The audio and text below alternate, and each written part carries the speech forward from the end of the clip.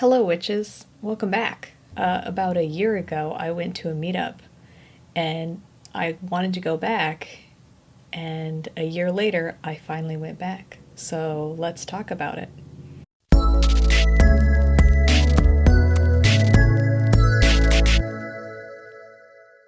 Okay, so I went to a witchy meetup a year ago. I made a video about it.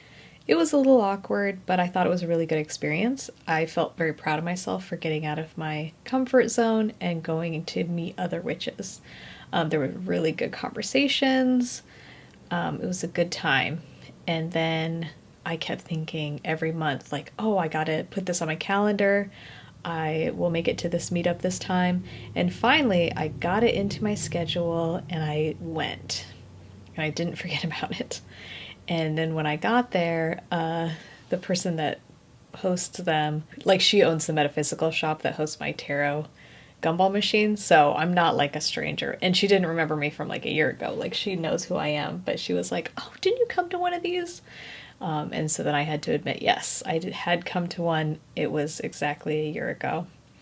And I don't know if there were any familiar faces.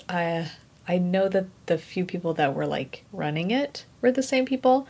Oh, maybe there were some familiar faces. It was a good experience, and I definitely want to go back. And like this time, I'll go back next month. And well, I guess that's this month, and not wait a year in between visits. Because, like, if this is an experiment and I only get one data point per year, like, I'm never gonna figure this out.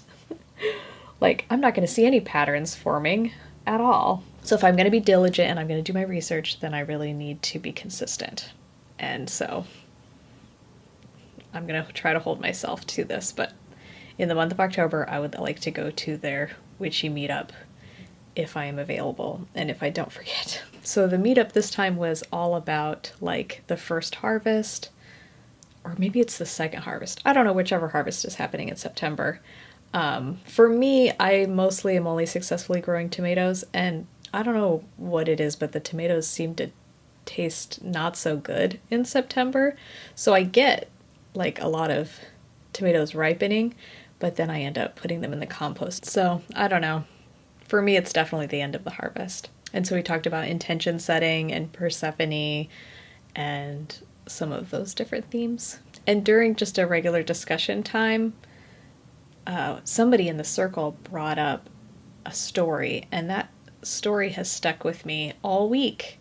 And I really wanted to talk about it. And the story was about finding the courage to lay the breadcrumbs to other people about your interesting hobby that is being witchy, and being like okay with how that is received, because you're not going to be able to meet other people unless you're willing to be vulnerable about it. But if you're in a very like conservative area like I am, and like this other person is, like, we are on high alert, because if you open up to the wrong person, it can cause you a lot of complications and problems. So this is the story that she told about opening up.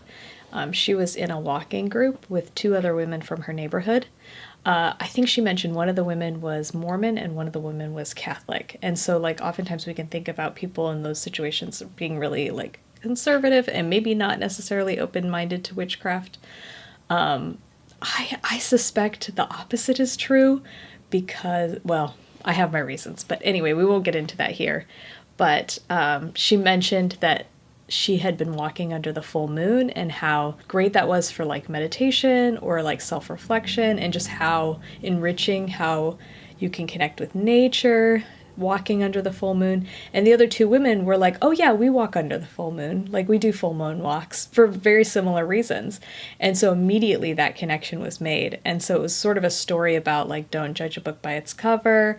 And, you know, sometimes it pays off to be bold and open with people when you might not necessarily think they would be receptive to these ideas. Then later that week, I had an event where I was spending a lot of time with people who are in the same profession that I am, which doesn't necessarily make them witchy people, but maybe goofball people. And so I was thinking about how that person in the witches' circle earlier in the week had been so brave to put herself out there and mention the full moon walk. You know, not too overtly, but just sort of like to give the opportunity, like just to see where that goes. I usually would bring my tarot deck on this event that's like a whole weekend, and I forgot to bring my tarot deck. And you know, that tarot is a wonderful way to lay breadcrumbs because, you know, people who are into tarot will immediately gravitate toward you, but really also other people who are curious about tarot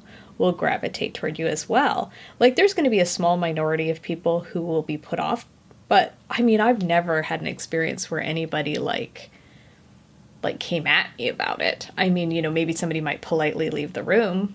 Well, okay, I take that back. I did have a very dear friend who let me know that this person like couldn't be anywhere near me while I was doing that because it would invite, you know, like evil into their life. And that was a long time ago. And then that person has done a full 180 on that now. But, you know, like, yes, there are people out there like that. But, you know, as long as you're just respectful of each other, then, you know, bygones be bygones. Anyway, so I didn't have my tarot deck, so that wasn't going to be, I wasn't going to be planting any seeds or dropping any breadcrumbs that way. So we just happened to be like in a town. I'd never been to this town before. And we were sort of like in their historic downtown area, and we were going for a walk, like looking for like a sweet treat, just killing some time in between events. And they were like, hey, what should we walk to? And I just pull up my phone and I just ask Google, like, is there like a metaphysical shop? Because a lot of little historic touristy areas like that will have a metaphysical shop. And there were like 3. And one of them was like right around the corner. And so I was like, hey, you know, do you like tea? Do you like crystals? Do you like candles? And they were like, we love all of those things. So we gathered together and we walked over to this metaphysical shop, and it was a hit. And everybody just started talking about like their craft. And everybody immediately started to discuss like, you know, selecting the crystals that they want to have around for intentions and teas and burning rosemary. We started having conversations about things that we saw around the store. Like a lot of people use crystals for intentions. Like, you know, a very big group of people. It's a big umbrella of people who are all into setting intentions with crystals.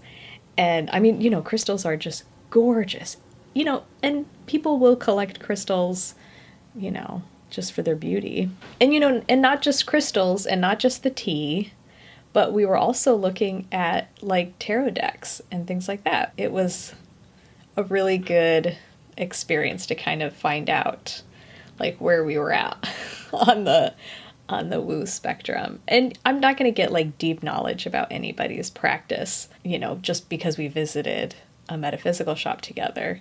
By the way, it was a really cute metaphysical shop there. I think there are so many different types of metaphysical shops. People start them for their own reasons.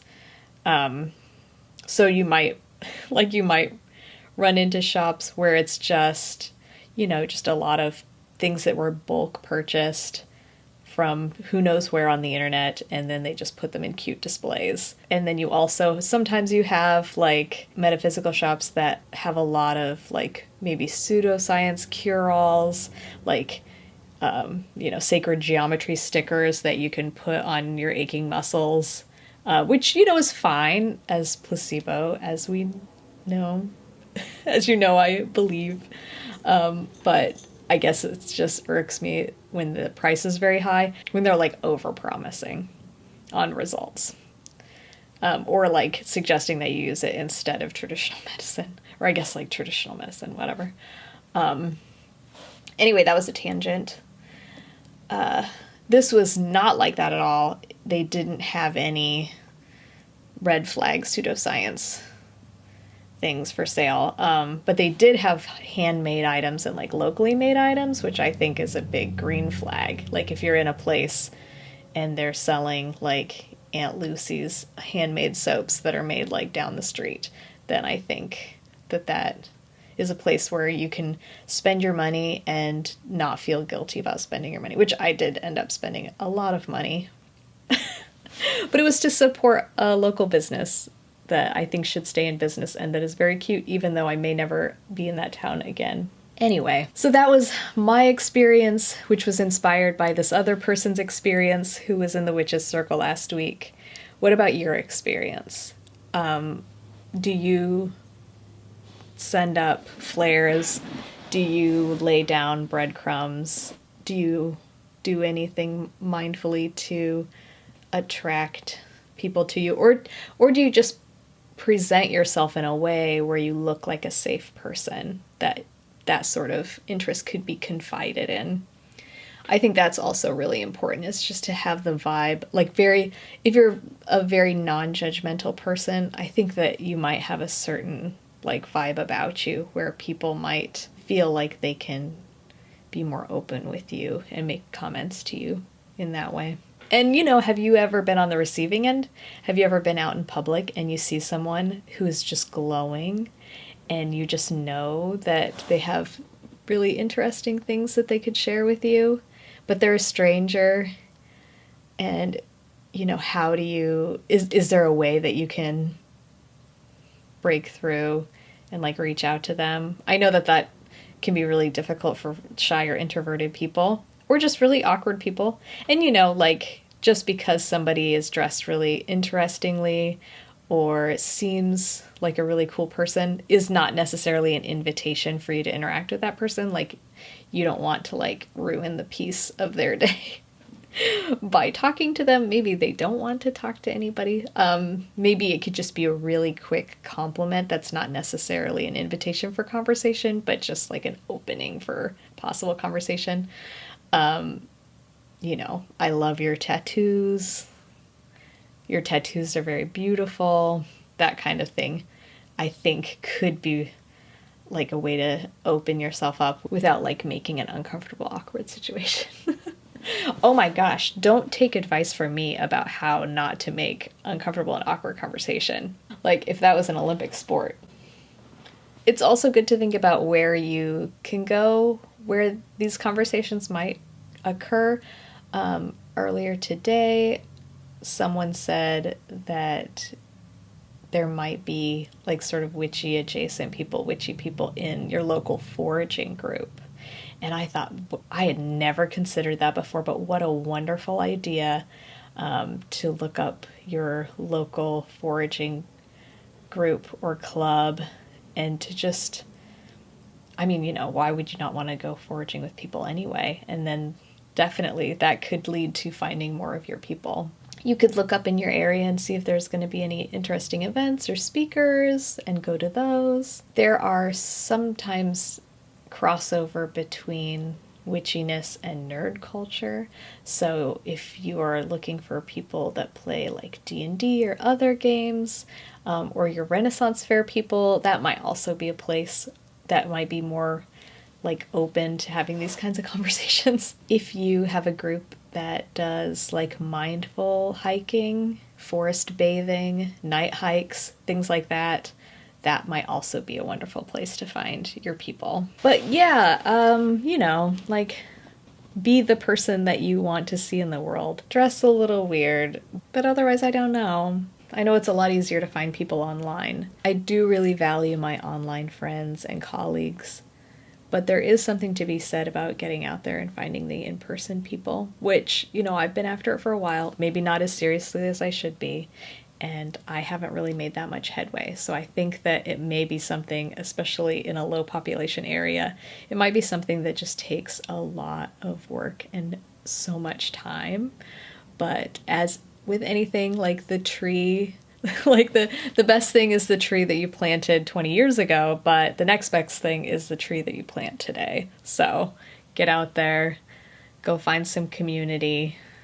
And it might be, like I've said before, if there's nothing happening, then you might have to be the person that starts the night hikes, the mindful night hikes. If there's not a foraging group in your area, you might have to suck it up and start a foraging group. Okay, well, this was a good talk. I wish that I had more news to share. It's mostly a talk about pining and frustration, but 'tis the season. I'm setting up a new altar. It's behind me back here. So I think my next video might be about that. I have been very scattered and overwhelmed, and a very good friend of mine, a dear friend who is a very powerful witch, has told me that I need to not have my altar strung throughout my entire house. If I'm looking for focus, that the thing to do would be to disassemble everything, do like cleanse, put it all back together, be intentional, and then have one actual like altar location. So I don't love that it's behind me when I'm on camera, but that's literally the only place that I could find that would be out of the way for it to be. So I don't know if it's gonna stay there. I actually don't know what direction it needs to face for it to, for what I'm doing. But anyway, well, that might be the next thing. Who knows though? Who knows? You know what? You know me. Who knows? No expectations. All right, well, until next time, bye-bye.